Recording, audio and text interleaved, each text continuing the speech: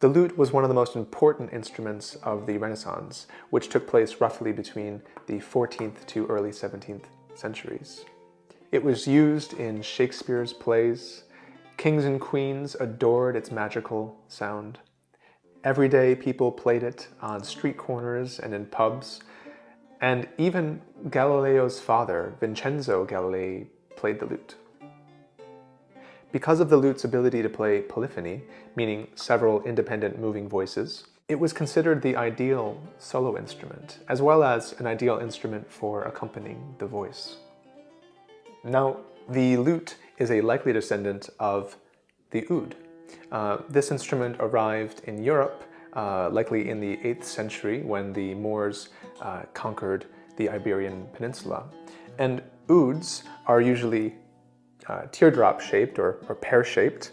They have round backs, bowl backs, long necks, and friction pegs. So each peg is kind of like a violin. You just have to push and turn to get it to stay. They were played with plectrums, probably something like a quill, an eagle's feather, or other materials. Each string was doubled,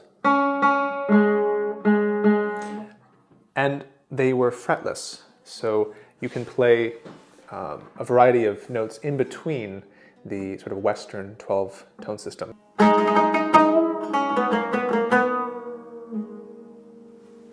Over time, Europeans adapted the oud to meet their own musical needs, and they kept basically the same shape, teardrop shape, bowl back, bent backward neck, friction pegs, all that, but they ended up adding frets, and for those frets they used the same material as the strings, which were made of at the time gut, so sheep intestine.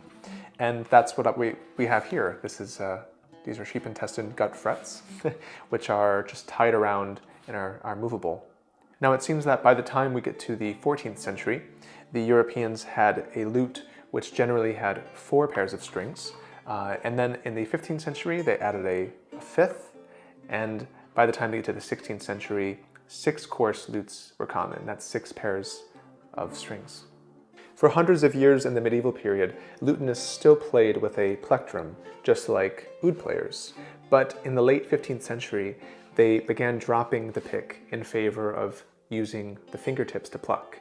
And the advantage of that new technique is that you can play several independent voices simultaneously, 2, 3, or even 4 parts at the same time. This is what we call polyphony, and with this new technique, the golden age of the lute began. And during this golden age, the lute was considered one of the most loved instruments throughout Europe for over 150 years.